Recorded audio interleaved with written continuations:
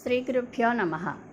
మహాభారతంలో ఆదిపర్వంలోని కథ ద్రౌపది ధృష్టద్యుమ్నుల జననము, ద్రౌపది పూర్వజన్మ వృత్తాంతము తెలుసుకుందాం.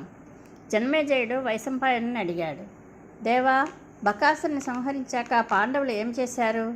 దయతో సెలవియ్యి అని.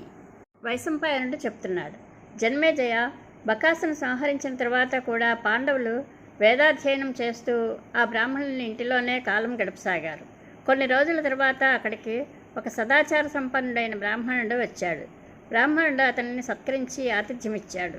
కుంతి, పాండవులు కూడా ఆ సత్కారంలో పాల్పంచుకున్నారు. బ్రాహ్మణుడు సంభాషిస్తూ దేశాలు, తీర్థాలు, నదీనదాలు, రాజులు అన్నిటినీ వివరించి చెప్తూ ద్రుపద మహారాజు గురించి, ద్రౌపది స్వయంవరం గురించి చెప్పాడు. పాండవులు ద్రౌపది పుట్టుకను గూర్చి పూర్తిగా తెలుసుకోవాలనుకున్నారు. అందుపై అతిథిగా వచ్చిన ఆ బ్రాహ్మణుడు ద్రుపదుని పూర్వచరిత్రను చెప్పసాగాడు.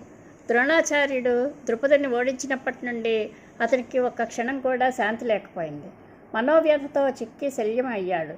ద్రోణాచార్యుని మీద ప్రతీకారం తీర్చుకోవడానికి యజ్ఞకర్మానుష్ఠానం చేయించడంలో ఆరితేరిన బ్రాహ్మణుని కోసం ఆశ్రమాల చుట్టూ తిరగసాగాడు. తనకు ఉత్తమమైన సంతానం కలగాలని అతడు చింతిస్తూ శోకాతురుడైనాడు.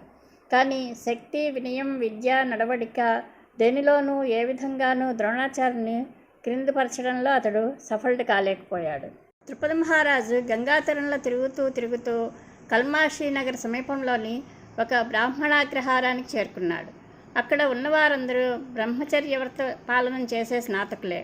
వారిలో కశ్యప గోత్రీకులైన ఇద్దరు పరమశాంతులు, వేదాధ్యయన సంపన్నులు, తపోనిష్ఠులు అయిన యాజోపయాజులనే బ్రాహ్మణులు ఉన్నారు. ద్రుపదుడు మొదట చిన్నవాడైన ఉపయాజుని దగ్గరకు వెళ్ళి అతనిని సేవా శుశ్రూషలతో ప్రసన్నం చేసుకుని ద్రోణుని చంపగల పుత్రుడు పుట్టేలా ఏదైనా ఒక యజ్ఞం చేయించమని, 10 కోట్ల ఆవులను ఇస్తానని, అంతేకాక అతని కోరిక ఏదైనా దానిని పూర్తిగా నెరవేరుస్తానని ప్రార్థించాడు. ఉపయాజుడు అంగీకరించలేదు. మళ్ళీ 1 సంవత్సరం పాటు ద్రుపదుడు అతనిని సేవించాడు. ఉపయాజుడు ద్రుపదునితో, రాజా, నా అన్న యాజుడు ఒకసారి అడవిలో తిరుగుతూ నేల మీద పడి ఉన్న ఒక పండును తీసుకున్నాడు. ఆ ప్రదేశం శుచిగా ఉందా లేదా అని చూడలేదు. అతడు చేసిన ఆ పనిని చూసి ఇతడు ఏ వస్తువునైనా దాని శుచి అశుచులను గురించి పట్టించుకోకుండా స్వీకరిస్తాడని అనిపించింది. నీవు అతని వద్దకు వెళ్ళు, అతడు నీ చేత యజ్ఞం చేయిస్తాడు అని చెప్పాడు. ద్రుపదుడు యాజుని సేవించి అతనిని ప్రసన్నం చేసుకుని, ద్రోణుని మించగల, అతనిని యుద్ధంలో చంపగల పుత్రుని నేను కావాలనుకుంటున్నాను. మీరు అటువంటి యజ్ఞం నా చేత చేయించండి. నేను మీకు ఒక అర్బుద సంఖ్య గల, అనగా 10 కోట్ల గోవులను ఇస్తాను అని ప్రార్థించాడు. యాజుడు అంగీకరించాడు. యాజుని ఆధ్వర్యంలో ద్రుపదుని యజ్ఞం చక్కగా జరిగింది. అగ్నికుండం నుండి ఒక దివ్యుడైన కుమారుడు పుట్టాడు. అతని శరీరం అగ్ని వల్లే జాజ్వల్యమానంగా ఉంది. తల మీద కిరీటం, శరీరంపై కవచం ఉన్నాయి. చేతిలో ధనుర్బాణాలున్నాయి. అతడు సింహనాదం చేశాడు. అగ్నిగుండం నుండి పుడుతూనే ఆ దివ్యుడు రథం ఎక్కి అటు ఇటు తిరగసాగాడు. పాంచాల పురవాసులందరూ బాగని పొగిడారు. అదే సమయంలో ఆకాశవాణి, ఈ పుత్రుని వలన ద్రుపదుని శోకం తీరుతుంది, ఇతడు ద్రోణుని చంపడానికి అవతరించాడు అని చెప్పింది. ఆ యజ్ఞవేదిక నుండే పాంచాలి కూడా జన్మించింది. ఆమె సర్వాంగ సుందరి, శ్యామవర్ణం కలది.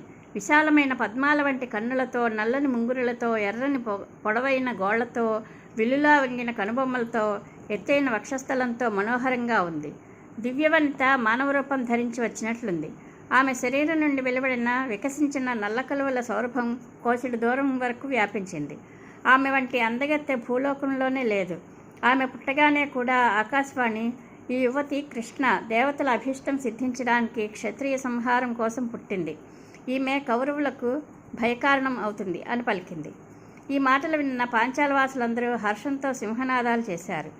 ఈ దివ్యులైన పుత్రికాపుత్రులను చూసి ద్రుపదుని భార్య యాజుని వద్దకు వచ్చి, వీరిద్దరూ నన్ను తప్ప వేరెవరిని తల్లిగా అనుకోకూడదు అని ప్రార్థించింది.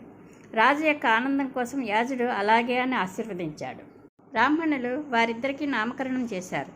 వారు, ఈ కుమారుడు గొప్ప ధృష్టునిగా, అసహిష్ణుడిగా కనబడుతున్నాడు. బలరూపధనాలతో, కవచకుండలాల కాంతితో ప్రకాశిస్తున్నాడు. అగ్ని తేజస్సు నుండే పుట్టాడు కనుక ఇతని పేరు ధృష్టద్యుమ్నుడు. ఇక ఈ అమ్మాయి నల్లని వర్ణం కలది కనుక కృష్ణ అవుతుంది అన్నారు.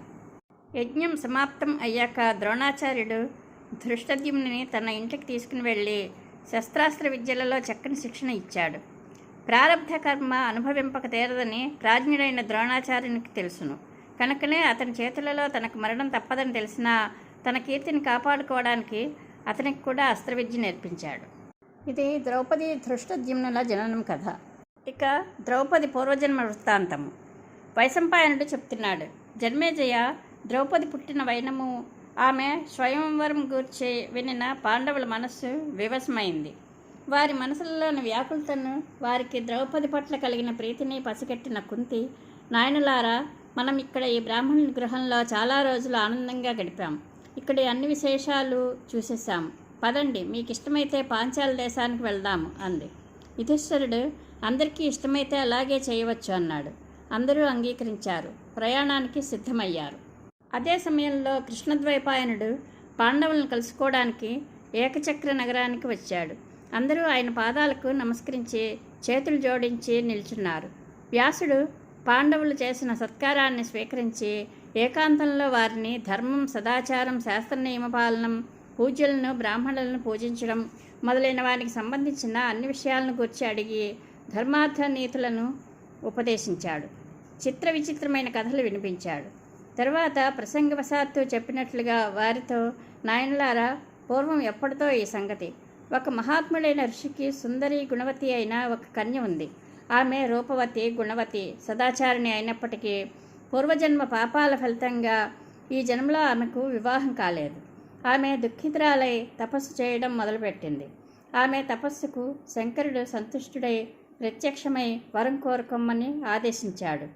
భగవంతుడు ప్రత్యక్షమై వరం కోరుకోమని అడగడంతో ఆమె ఆనందంతో ఉబ్బి తబ్బిబ్బై సర్వగుణయుక్తుడు అయిన పతి కావాలని పదే పదే అడిగింది.